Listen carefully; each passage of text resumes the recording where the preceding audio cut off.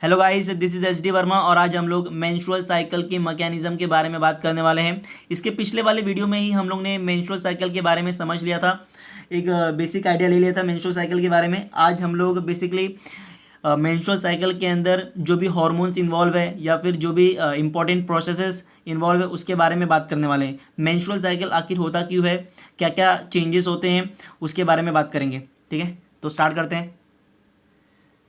तो आइए समझते हैं मैकेनिज्म ऑफ मेंस्ट्रुअल साइकिल, जो कि 28 डेज से लेकर 29 डेज तक होता है। ये जो डाटा है ये ऑन एन एवरेज है, मोस्ट ऑफ द फीमेल्स में इतने दिन तक होता है। ठीक है, फीमेल टू फीमेल ये वेरी भी कर सकता है। तो मेंस्ट्रुअल साइकिल का जो लोकेशन होता है वो ओवरी है। ठीक है, मेंस्ट्रुअल साइकिल जो होता है उसके अंदर 4 फेजेस होते हैं। सबसे पहला फेज आता है मेंस्ट्रुअल फेज, जो कि 1 से लेकर 5 दिन तक होता है। बेसिकली जो मेंस्ट्रुअल साइकिल के अंदर जो ब्लड आता है वो इसी फेज के दौरान आता है। ठीक है, उसके बाद जो सेकेंड फेज है दैट इज़ फॉलिकुलर फेसेस, जो कि 5 to 13 डेज के बीच में होता है। जो थर्ड फेज है दैट इज़ ओव्यूलेटरी फेज, जो कि 14th day of the menstrual cycle होता है। Last phase that is luteal phase, जो कि 15 से लेकर 29 डेज तक चलता है। ठीक है, इसको हम लोग इस चार्ट के थ्रू समझते हैं तो और अच्छे समझ में आएगा। तो मान लेते हैं ये 28 डेज़ का मेंस्ट्रुअल साइकिल है। ठीक है, और इसमें हम लोग साफ साफ देख सकते हैं कि 1 से लेके 5 डेज तक, 1 to 5 डेज तक मेंस्ट्रुअल फेज चालू रहता है। ठीक है, उसके बाद 6, 7, 8, 9, 10, 11, 12 और 13, यहाँ तक जो 6 से लेके 13 तक है यहाँ तक फॉलिकुलर फेज चलता है। उसके बाद ये 14th वाला जो हाईलाइटेड है इसे हम लोग ओव्यूलेटरी फेज कहते हैं। और उसके बाद 15 से लेके 28 डेज तक ल्यूटियल फेज चलता है। ठीक है, तो जो मेंस्ट्रुएशन फेज है इसके दौरान ही ब्लड जो है वो आना चालू हो जाता है। ठीक है, ये जो 11th, 12th और 13th डे जो है इसे हम लोग मोस्ट फर्टाइल डेज कहते हैं। ऐसा क्यों कहते हैं इसको हम लोग आगे समझेंगे। ठीक है,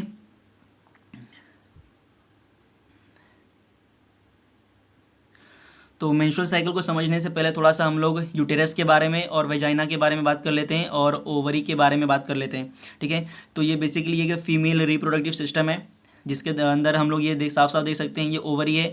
फीमेल्स में 2 ओवरी देखने को मिलता है। ठीक है, ये यूटेरस वाला पार्ट है जिसके अंदर हम लोग को 3 टिश्यू का लेयर देखने को मिलता है। सबसे जो आउटर यूटेरस में जो सबसे आउटर वाला टिश्यू लेयर है उसे हम लोग पेरीमेट्रियम कहते हैं। ठीक है, उसके बाद मिडल वाला लेयर जो है दैट इज़ मायोमेट्रियम, और जो सबसे अंदर वाला लेयर है यूटेरस का दैट इज़ एंडोमेट्रियम। तो बेसिकली जो मेंस्ट्रुअल साइकिल के अंदर जो हमें मेंस्ट्रुएशन फेस में जो हमें ब्लड दिखाई देता है वो यही टिश्यू ही होता है। एंडोमेट्रियम जो टिश्यू दिख रहा है हमें यही वाला जो टिश्यू है वो हमें मेंस्ट्रुएशन में देखने को मिलता है। ये शेड ऑफ हो जाता है, मतलब यहाँ से निकल जाता है, डिग्रेड हो जाता है ये टिश्यू। ठीक है, जिसकी वजह से हमें वो ब्लड के फॉर्म में वेजाइना के थ्रू निकलते हुए दिखाई देता है। ठीक है, ये ओवरी है। इसी के अंदर जो है पूरा मेंस्ट्रुअल साइकिल जो है वो ऑपरेट होता है। ठीक है, तो तो लेट्स स्टार्ट। हम लोग समझते हैं कि अभी हम लोग पूरा मेंस्ट्रुअल साइकिल जो है वो इस ओवरी के डायग्राम के थ्रू समझेंगे। ठीक है, आगे बढ़ने से पहले हम लोग थोड़ा हार्मोन के बारे में भी जान लेते हैं जिससे थोड़ा इंटरलिंक करने में हमें आसानी होगा। ठीक है, तो सबसे पहला GnRH जो कि हाइपोथैलेमिक हार्मोन होता है। GnRH जो है वो पिट्यूटरी ग्लैंड को मैसेज देता है। पिट्यूटरी ग्लैंड जो है वो FSH और LH 2 हार्मोन को रिलीज़ करता है। ठीक है, अभी हम लोग इतना ही जानते हैं, आगे जब हम लोग समझेंगे तो इसके बारे में हम लोग को आराम से समझ में आएगा। ठीक है, ये फुल फॉर्म लिखा हुआ है that is GnRH that is gonadotropin releasing hormone, FSH जिसका फुल फॉर्म होता है follicular stimulating hormone, LH that is luteinizing hormone. आज का वीडियो थोड़ा लंबा हो जाएगा तो ठीक है स्टार्ट करते हैं। तो बेसिकली हम लोग ने ये एक सिंगल ओवरी लिया है, इसको ट्रांसफर सेक्शन लिया है ओवरी का। ठीक है, तो स्टार्ट करते हैं। तो हम लोगों ने देखा था कि मेंस्ट्रुअल साइकिल में 4 फेजेस इन्वॉल्व है that is menstrual face, follicular face, फिर ओव्यूलेटरी फेस और लास्ट में लुटियल फेस। ठीक है, तो जो मेंस्ट्रुअल साइकिल होता है वो स्टार्ट होता है मेंस्ट्रुअल फेस से। इस दौरान होता क्या है, इस दौरान जो है वो जो फीमेल में एक इंपॉर्टेंट प्रोसेस आता है दैट इज़ oogenesis। इस जो oogenesis है इसका मतलब क्या होता है, जो फीमेल गैमेट दैट इज़ जो एग होता है उसके बनने को प्रोसेस को हम लोग oogenesis कहते हैं। ठीक है, बेसिकली ये जो हमें ये साइकिल इस तरह से स्टार्ट होगा। ठीक है, तो जो ये हमें छोटे छोटे स्ट्रक्चर्स दिखाई दे रहे हैं सर्कल के फॉर्म में, दिस इज प्राइमरी फॉलिकल। ठीक है, यही जो है वो oogenesis का फॉर्मेशन कर रहे हैं। oogenesis जो होता है वो एग के बनने के प्रोसेस को हम लोग oogenesis कहते हैं। ठीक है, बेसिकली जो एग का फॉर्मेशन होता है, जो एग के बनने का जो प्रोसेस है, जब फीमेल जो है यानी जो फीमेल फिटस है जब मदर के वोम में यानी मदर के जब पेट में जब रहती है तभी जो है ये प्रोसेस स्टार्ट हो जाता है। ठीक है, एम्ब्रियोनिक डेवलपमेंट के दौरान ही जो है वो oogenesis प्रोसेस स्टार्ट हो जाती है। इस दौरान जब फीमेल फिटस वोम में फीमेल मदर के वोम में रहती है तो इस दौरान जो है वो मिलियंस ऑफ उगोनिया सेल्स बन चुकी होती हैं। मतलब उगोनिया सेल्स वे सेल्स होती हैं जो आगे जाकर मैच्योर एग सेल बनती हैं। ठीक है, तो जब फीमेल फिटस मदर के पेट में रहती है तभी ही जो है मिलियंस ऑफ उगोनिया सेल्स बन चुकी होती हैं। ठीक है, तो टोटल जो मतलब जो total number of oogonia cells है वो एम्ब्रियोनिक डेवलपमेंट के दौरान ही डिसाइड कर दिया जाता है कि कितने नंबर ऑफ उगोनिया सेल्स बनेंगे फीमेल फिटस के अंदर। वो एम्ब्रियोनिक डेवलपमेंट में ही डिसाइड कर लिया जाता है। मतलब जब फीमेल फिटस का बर्थ भी नहीं हुआ रहता है तभी ही डिसाइड कर लिया जाता है कि फीमेल फिटस में कितने नंबर ऑफ उगोनियल सेल्स बनेंगे। अब जो ये जो उगोनियल सेल्स है, ये जो प्राइमरी फॉलिकल्स है, ये इनके अंदर होगा सेल डिवीजन और ये अपना नंबर जो है वो इंक्रीज कर लेंगे। ठीक है,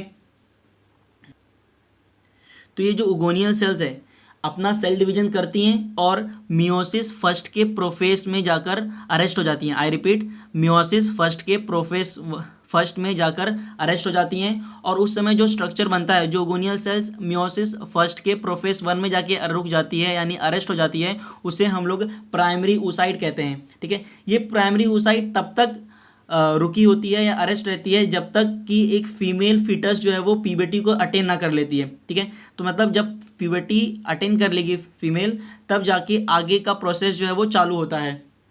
ठीक है, तो जब फीमेल फिटस जो है वो प्यूबर्टी को अटेन कर लेगी तो इसके अंदर जो प्राइमरी oocyte है जो है वो आगे प्रोसेस होना चालू हो जाएगा। ठीक है, तो नेक्स्ट फेज की ओर चलते हैं, दैट इज़ फॉलिकुलर फेज। इस फॉलिकुलर फेज क्या है, फॉलिकुलर फेज का मतलब क्या होता है, ये जो प्राइमरी फॉलिकल है, प्राइमरी फॉलिकल से मैच्योर फॉलिकल में कन्वर्ट होने के जो प्रोसेस होता है उसे ही हम लोग फॉलिकुलर फेज कहते हैं। इस दौरान फॉलिकल्स जो है वो डेवलप होते हैं। ठीक है, मतलब जो इमैच्योर फॉलिकल होता है वो मैच्योर फॉलिकल में कन्वर्ट हो जाता है। इसी प्रोसेस को हम लोग फॉलिकुलर फेज कहते हैं। ठीक है, इस दौरान हम लोग सबसे पहले प्राइमरी फॉलिकल के बारे में समझेंगे। ये जो प्राइमरी फॉलिकल है, ठीक है, ये जो प्राइमरी फॉलिकल है इसके आसपास जो है वो जो बहुत सारे सेल्स सराउंडेड होती हैं, मतलब एक सेल्स की लेयर सराउंड होती है जिसे हम लोग ग्रेन्युलोसा सेल्स कहते हैं। तो ग्रेन्युलोसा सेल्स क्या होती हैं, ऐसी सेल्स होती हैं जो प्राइमरी फॉलिकल्स या प्राइमरी oocyte के आसपास होती हैं। ठीक है, जब एक फीमेल फिटस का बर्थ होता है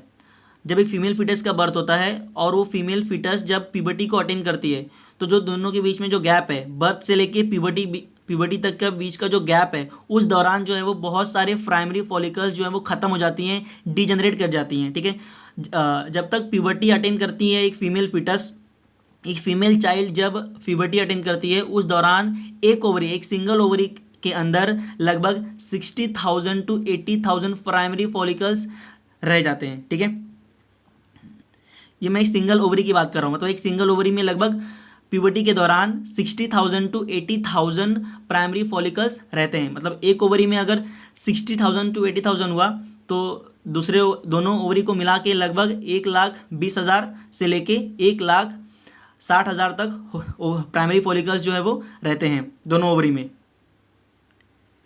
प्राइमरी फॉलिकल के अंदर ग्रेन्युलोसा सेल्स की एक लेयर देखने को मिलती है। जब उसी प्राइमरी फॉलिकल के अंदर ग्रैन्युलोसा सेल्स की एक लेयर पहले से थी वो रहेगी ही, एक और लेयर ग्रैन्युलोसा सेल्स की एक और लेयर अगर उसको कवर करती है, सराउंड करती है, तो ऐसे फॉलिकल को हम लोग सेकेंडरी फॉलिकल कहते हैं। ठीक है, उसी तरीके से आगे जाकर ये जो हमें फॉलिकल्स दिखाई दे रहा है, इसके अंदर हमें ये कैविटी दिखाई दे रही है बनती हुई। ठीक है, इसे हम लोग एंट्रम कहते हैं। ये एंट्रम क्या होता है, ये एक फ्लूइड फिल्ड कैविटी होती है, मतलब एक खाली जगह होता है जिसके अंदर फ्लूइड भरा होता है। ठीक है, तो इसे हम लोग एंट्रम कहते हैं। जब सेकेंडरी फॉलिकल में हमें ये एंट्रम दिखाई देता है, that is fluid filled cavity, ऐसे फॉलिकल को हम लोग टर्शरी फॉलिकल कहते हैं। ठीक है, टर्शरी फॉलिकल के दौरान जो है जो प्राइमरी oocyte है वो अपना मियोसिस फर्स्ट जो है वो कंप्लीट कर चुका होता है। ठीक है, मियोसिस सेकेंड जो है वो तब कंप्लीट होता है जब एक स्पर्म जो है वो सेकेंडरी oocyte को फर्टिलाइज करता है, तब जो है सेकेंड मियोसिस कंप्लीट होता है। ठीक है, तो टर्शरी फॉलिकल के दौरान जो है फर्स्ट मियोसिस ऑलमोस्ट कंप्लीट हो चुका होता है। जब मियोसिस फर्स्ट कंप्लीट हो जाता है तो उस दौरान एक लार्ज हैप्लॉइड सेकेंडरी oocyte बनता है, साथ में एक स्मॉल पोलर बॉडी भी बनता है। ठीक है, लेकिन अभी तक ये नहीं पता चला है कि सेकेंड पोलर बॉडी जो है वो क्यों बनता है। हमें इसका तो पता चल गया कि जो सेकेंडरी oocyte जो है आगे जाके एग का फॉर्मेशन करती है, और ये ठीक है, जो आगे फर्टिलाइजेशन होता है जिसके अंदर बेसिकली जो स्मॉल पोलर बॉडी है, इसके बारे में अभी हमारे पास पूरी जानकारी नहीं है कि इसका फॉर्मेशन क्यों होता है और इसका यूज़ क्या है। तो आगे चलते हैं। जो टर्शरी फॉलिकल है आगे और ज़्यादा मैच्योर होता है और वो एक ग्रेफियन फॉलिकल में चेंज हो जाता है, जिसे हम लोग मैच्योर फॉलिकल भी कहते हैं। मैच्योर फॉलिकल का दूसरा नाम होता है ग्रेफियन फॉलिकल। ठीक है, जो मतलब पूरी तरीके से मैच्योर हो जाता है फॉलिकल, मतलब सेकेंडरी oocyte जो है वो बन चुका होता है। ठीक है, मैच्योर फॉलिकल या ग्रेफियन फॉलिकल के दौरान जो है वो जो सेकेंडरी oocyte है वो अपने आसपास जो है वो एक लेयर का फॉर्मेशन करती है, दैट इज जोना पेल्यूसिडा। ठीक है, अब थोड़ा सा हार्मोन का रोल समझ लेते हैं। ठीक है, तो हम लोगों ने ऑलरेडी समझ चुका है कि गोनाडोट्रोफिन जो है वो मैसेज देता है पिट्यूटरी ग्लैंड को, और पिट्यूटरी ग्लैंड जो है वो एफएसएच और एलएच हार्मोन को रिलीज करता है। एफएसएच क्या होता है, that is follicular stimulating hormone, और एलएच जो होता है दैट इज ल्यूटिनाइजिंग हार्मोन। ठीक है, जो में फॉलिकुलर स्टिमुलेटिंग हार्मोन होता है वो फॉलिकुलर सेल्स पर काम करता है, मतलब ये जो फॉलिकुलर सेल्स जो है इस पर काम करता है और इसका डेवलपमेंट करवाता है। ठीक है, जिससे वो आगे फॉलिकल जो है मैच्योर हो जाती हैं। तो ये जो था वो बेसिकली 13 डेज तक चलता है हमारा फॉलिकुलर फेज। जो 14th डे होता है मेंस्ट्रुअल साइकिल का, उस दौरान जो है वो जो एलएच हार्मोन है दैट इज ल्यूटिनाइजिंग हार्मोन वो अपने पीक लेवल पर होता है। तो जब एलएच हार्मोन अपने पीक लेवल पर होता है उस दौरान जो है वो ओव्यूलेशन हो जाता है। ओव्यूलेशन क्या होता है, ओव्यूलेशन एक ऐसा प्रोसेस है जिसके दौरान जो सेकेंडरी oocyte है दैट इज द एग वो जो है वो रिलीज हो जाता है। ठीक है, जो मैच्योर फॉलिकल में ये जो एग दिखाई दे रहा था दैट इज सेकेंडरी oocyte वो ओव्यूलेटरी फेज के दौरान निकल जाता है, दैट इज सीक्रेट हो जाता है, बाहर निकल जाता है। ठीक है, जिसको हम लोग ओव्यूलेशन कहते हैं। ये क्यों होता है, वो एलएच हार्मोन, अभी यहाँ पर हम लोग देख सकते हैं कि जो 14th डे है that is this 14th day है, इस दौरान जो है वो एलएच हार्मोन जो है वो अपने पीक लेवल पर होता है। तो जब एलएच हार्मोन अपने पीक लेवल पर होता है उस दौरान जो है वो ओव्यूलेशन हो जाता है। ठीक है, और अच्छे से समझते हैं। जब यहाँ पर देखते हैं फर्स्ट जब मेंस्ट्रुअल साइकिल चालू होता है तो इस दौरान जो है वो जो एलएच वाला हार्मोन है वो धीरे धीरे बढ़ता है, धीरे धीरे बढ़ रहा है और अपने 14th डे पर वो अपने पीक लेवल पर पहुँचता है, उस दौरान ओव्यूलेशन हो जाता है। ठीक है, तो जब एफएसएच, अब देख सकते हैं हम लोग कि पिट्यूटरी से एफएसएच सीक्रेट होता है, वो फॉलिकल सेल्स पर काम करता है और फॉलिकल सेल्स डेवलप होती हैं। तो इस दौरान एफएसएच जो देख सकते हैं एफएसएच का लेवल हाई है, एफएसएच का धीरे धीरे लेवल हाई बढ़ता है और ये भी इस दौरान जो है वो 13th डे के आसपास लगभग अपने पीक लेवल पर होता है। ठीक है, तो इस दौरान जो है वो फॉलिकल्स पूरी तरीके से मैच्योर हो जाती हैं। और ये जो फॉलिकल्स हैं डेवलपिंग फॉलिकल्स हैं, ये भी जो है वो एक हार्मोन को रिलीज़ करती हैं दैट इज ईस्ट्रोजन हार्मोन। तो फॉलिकल्स जो है वो ईस्ट्रोजन हार्मोन का सिक्रेशन करती हैं। एफएसएच इन फॉलिकल्स पर काम करता है और इन फॉलिकल्स को डेवलप करवाता है। एलएच क्या करता है, एलएच जो है वो 14th day of the menstrual cycle पर ओव्यूलेशन करवाता है। कब होता है ओव्यूलेशन, जब एलएच जो है वो अपने पीक लेवल पर होता है। ठीक है, एक और बात, एक ओव्यूलेशन के दौरान एक ही एग बाहर निकलता है। मतलब एक मेंस्ट्रुअल साइकिल, मतलब हम लोग जानते हैं कि फीमेल में 2 ओवरी होता है, ठीक है, लेफ्ट और राइट ओवरी, ठीक है। तो एक ओव्यूलेशन के दौरान एक ही सेकेंडरी oocyte बाहर निकलता है। मतलब क्या, अगर एक महीने में मान लेते हैं फर्स्ट वाले मंथ में लेफ्ट वाले ओवरी से ओव्यूलेशन हुआ है, तो जब नेक्स्ट मंथ आएगा तो उसी ओवरी में मीन्स ओव्यूलेशन नहीं होगा, जो दूसरा वाला ओवरी है, दैट इज जो राइट वाला ओवरी है, उसके अंदर ओव्यूलेशन होता है, ठीक है। तो जो मेंस्ट्रुअल साइकिल होता है वो अल्टरनेट ओवरीज में ऑपरेट होता है। मतलब एक बार लेफ्ट वाले में, जब लेफ्ट वाले में होगा तो राइट वाले में उसका प्रोसेसिंग चल रहा होता है, और जब राइट वाले में होगा तो लेफ्ट वाला जो है वो प्रोसेसिंग में होगा, ठीक है। तो मेंस्ट्रुअल साइकिल जो है वो अल्टरनेट ऑपरेट होती है, ठीक है। तो हम लोग ने 3 फेज समझ लिया है, दैट इज मेंस्ट्रुअल फेज, उस दौरान जो है वो ब्लड आता है। फिर हम लोग ने फॉलिकुलर फेज देख लिया, जो कि फॉलिकल्स का डेवलपमेंट होता है, ठीक है। फिर हम लोग ने तीसरा फेज देखा, दैट इज ओव्यूलेटरी फेज, जिसके अंदर ओव्यूलेशन होता है। अभी हम लोग चौथे फेज में चलते हैं, दैट इज ल्यूटियल फेज। अब ये ल्यूटियल फेज क्या होता है, जब अभी ये जो ग्राफियन फॉलिकल था, that is the mature follicle, इसमें से ये सेकेंडरी oocyte बाहर निकल गया ओव्यूलेशन के दौरान। अभी ये जो बचा कुचा स्ट्रक्चर है, ठीक है, ये जो बचा कुचा स्ट्रक्चर है आगे जाके जो है वो कॉर्पस ल्यूटियम में बदल जाता है, ठीक है। इस स्ट्रक्चर को हम लोगों ने क्या बोला, कॉर्पस ल्यूटियम। तो बेसिकली ओव्यूलेशन के बाद आगे जो स्ट्रक्चर जो है ये, इसके अंदर जो चेंजेस आता है उसे हम लोग ल्यूटियल फेस कहते हैं, ठीक है। तो जो मैच्योर ग्राफियन फॉलिकल में से एक जो सेकेंडरी oocyte बाहर निकल गया, बचा कुछ स्ट्रक्चर जो है उसे हम लोग ने कॉर्पस ल्यूटियम बोला। क्या बोला, कॉर्पस ल्यूटियम। ये आगे जाके धीरे धीरे और ज़्यादा प्रोसेसिंग होता है, इसके अंदर चेंजेस होता है, उसे हम लोग आगे जाकर बोलते हैं कॉर्पस एल्बिकेंस, ठीक है। ये जो कॉर्पस ल्यूटियम होता है ये भी एक हार्मोन को रिलीज करता है, दैट इज प्रोजेस्टेरोन हार्मोन। अब ये प्रोजेस्टेरोन हार्मोन क्या करता है, ये प्रोजेस्टेरोन हार्मोन जो होता है वो एंडोमेट्रियम को मेंटेन करता है। अभी एंडोमेट्रियम क्या होता है, ऑलरेडी हम लोगों ने समझ लिया है कि जो यूटेरस का 3 लेयर होता है, that is perimetrium, myometrium, endometrium. तो हम लोगों ने ऑलरेडी देखा था कि जो यूटेरस है इसमें 3 लेयर पाई जाती हैं, पेरीमेट्रियम जो कि आउटर लेयर होती है, मायोमेट्रियम जो कि मिडिल वाला लेयर होता है, और जो एंडोमेट्रियम है that is the inner layer, जो सबसे inner most layer, that is endometrium. तो जो हम लोगों ने प्रोजेस्टेरोन देखा था जो कि इसमें सीक्रेट हो रहा था, जो प्रोजेस्टेरोन जो कि कॉर्पस ल्यूटियम सीक्रेट कर रहा था, वो इस एंडोमेट्रियम को मेंटेन रखने के लिए रिस्पॉन्सिबल होता है, ठीक है, ओके। इस इमेज से हमारा कंसेप्ट जो है वो क्लियर हो जाएगा। तो यहाँ से समझते हैं हाइपोथैलेमस जो कि गोनेडोट्रोफिन रिलीजिंग हार्मोन को सीक्रेट करता है, जो कि पिट्यूटरी ग्लैंड पर काम करता है। फिर पिट्यूटरी ग्लैंड जो है 2 हार्मोन को रिलीज करती है, LH और FSH। ये LH वाला हार्मोन जो है वो ओवरी पर जाकर काम करता है, और यहाँ पर FSH जो है, FSH हार्मोन जो है वो फॉलिकल्स पर काम करता है, और ये फॉलिकल्स जो है वो डेवलप हो जाती हैं, और ये जो डेवलपिंग फॉलिकल्स है ये भी हार्मोन को सिक्रेशन करती है, दैट इज एस्ट्रोजन हार्मोन का सीक्रेट करती हैं, ये वाला, ठीक है, एस्ट्रोजन हार्मोन को सीक्रेट करती हैं। फिर धीरे धीरे ये फॉलिकल्स जो डेवलप होती हैं और मैच्योर ग्राफियन फॉलिकल में कन्वर्ट हो जाती हैं, ठीक है। ग्राफियन फॉलिकल जब ये जो LH वाला हार्मोन है 14th डे पर अपने पीक लेवल पर होता है, उस दौरान जो है वो सेकेंडरी oocyte बाहर निकल जाता है, दैट इज ओव्यूलेशन वाला प्रोसेस। उसके बाद ये जो बचा कुचा स्ट्रक्चर है ग्राफियन फॉलिकल का, वो कॉर्पस ल्यूटियम में चेंज हो जाता है, और ये कॉर्पस ल्यूटियम जो है वो प्रोजेस्टेरोन का सिक्रेशन करता है। और ये प्रोजेस्टेरोन क्या करता है, ये प्रोजेस्टेरोन जो है वो इस एंडोमेट्रियम को मेंटेन करता है, ठीक है। मतलब क्या, अगर किसी फीमेल में स्पर्म किसी एग को, ये जो वाला एग है इसको फर्टिलाइज नहीं करेगा, तो ये जो प्रोजेस्टेरोन है आगे जाके खत्म हो जाएगा। और वो एंडोमेट्रियम का काम क्या है, मतलब बेसिकली एंडोमेट्रियम मेंटेन क्यों कर रहा था, ताकि फर्टिलाइजेशन हो और जाइगोट जो है वो यहाँ पर स्टैब्लिश हो जाए, ठीक है, यहाँ पर इंस्टॉल हो जाए यहाँ पर, ठीक है।